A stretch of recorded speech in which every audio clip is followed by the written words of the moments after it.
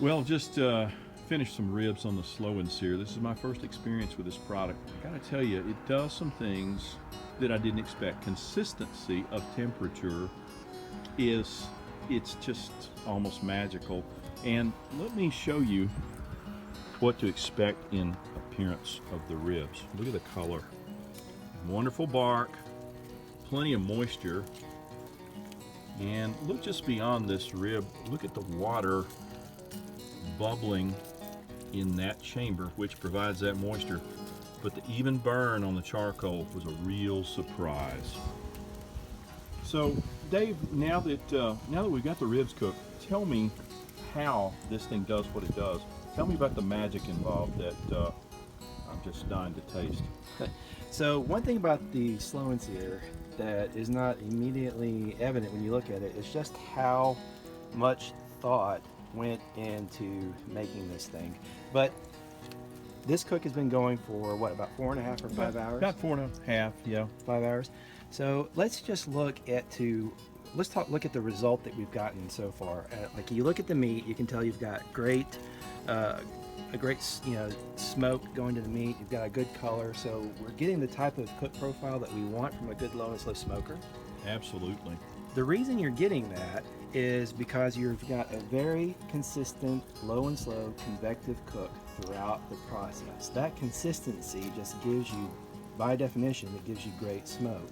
We get that through a consistent burn of the charcoal as well as a consistent steam of the water. If you look here in the water reservoir, you can see you've got a slow boil going. Oh yeah.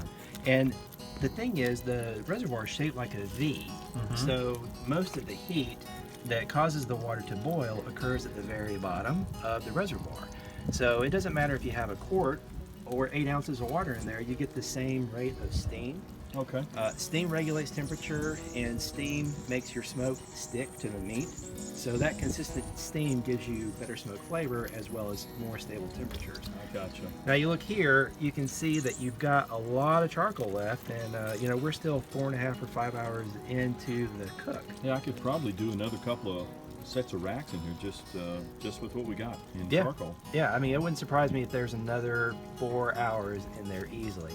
Now, if you look at the charcoal basket, it's sloped in, and then the water reservoir is actually slanted to where it's sloped this way as well. Yeah, I saw that. What's the reason for that? So it nestles the charcoal, and as the briquettes get smaller, they're nestled together by those walls. Yeah. And it causes them to always be touching, so there's always a consistent burn, and there's a consistent transfer of burn as one charcoal stops burning and the next charcoal lights. Wow. Now the other thing that we've got going is the charcoal basket outer wall. You can see is about a 1/2 inch away from the kettle wall here on the side. You've got an air barrier here. I see that. Okay. So that air barrier acts kind of like a double pane window on a cold winter night. It keeps the heat into the kettle. So one bag of Kingsford Blue Bag original charcoal, I'm sorry, not one bag, one chimney, which is equivalent to one load in this basket. Right. Our manufacturer claim is that it'll give you 8 hours, but our experience is that you can get 10 to 12 consistently. That's great. And you can do that even in cold weather. And I think when you started this morning, it was in the 20s. No, it was. So, It was about 24 degrees when I got started this morning. Yeah. I'm just dying to move these around a little bit and look at them. I mean, they're so tender. I can tell you right now, just the feel of them and how I probed them earlier, that they're like butter. They're not overcooked. They're not fall off the bone mush. Right, which we don't want. No, but they have great texture. And I hope you can hear that. Yeah, you can. Yeah, I think one thing you mentioned earlier is that you haven't rotated these. No, I haven't touched them. Yeah, But look how even they cook. Yeah. Over time, you might see a hot and a cool spot in the kettle if you have multiple probes in there. But what we have found is over the duration of an hour or 3 hours or 5 hours, which is, you're going to be cooking at least that long when you're cooking low and slow. Right. Those hot spots move around. And when I call hot spot, it's like 10, 15 degrees difference. It's very little. Not enough to matter. And it just gives you a very consistent heat around the entire indirect zone, so that the only time I ever recommend someone to rotate or flip is when they have ribs in a rack. because the heat here will be a little hotter than the heat lower. And if you've got the ribs vertical in a rack, I tell them to flip them top to bottom halfway through the cook. Right. But otherwise, you really don't need to flip or rotate. Yeah. I guess those ribs are the kind that gymnasts probably eat more. Exactly.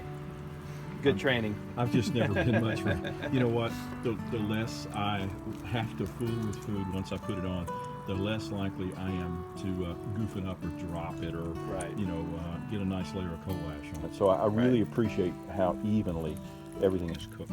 Yeah. I mean, if you want to tend it, you can, but you certainly don't have to. And a lot of our recipes call for, especially for ribs, you just put them in there until they're done. Yep. And these look done. Well, I know one thing, if we drop them, they won't make it far, will they, Ellie? Hey, Ellie, you ready for some ribs? Yeah. You ready for some ribs? The magic I word, think we got her attention. the R word. Yeah. Good girl. Good girl. Okay, nice flexing. Let's see, about a third of the way in, I'm gonna pick them up. I think we're gonna find that those have a great texture. You can see the crack. Mm-hmm. See that? They're holding together, but they're not falling apart, which, Oh, yeah. Yeah. okay. I just don't like meat mush. Beautiful. Yeah. Those are nice. Give me some good eating. So a little history on these ribs. Here's all I did. Pulled the membrane off the back. You've all seen how to do that. A little bit of cheap yellow mustard, just a little bit to work like a glue. I rubbed them down with fine swine and bovine, and then put them in vacuum bags, drew a vacuum on them, stuck them in the fridge overnight. That just seems to be my thing. I'm not telling you it's the only thing or the best, but it works well for me. Now, I'm tempted to not even use a knife, but I want to just run a blade down through these real quick. Oh, wow. And you can see we've got some nice pretty pink developed here. And I always like this little strap right here for flavor. Okay. Wonderful texture. They are that which I prefer, which is they don't fall off the bone, but they come away cleanly with a bite. So to me, that would be a competition cooked rib. It wouldn't be mushy, and you wouldn't have to fight with it. And if Dave will turn that camera off, I'll devour them. If you'll let me have one, I'll do that.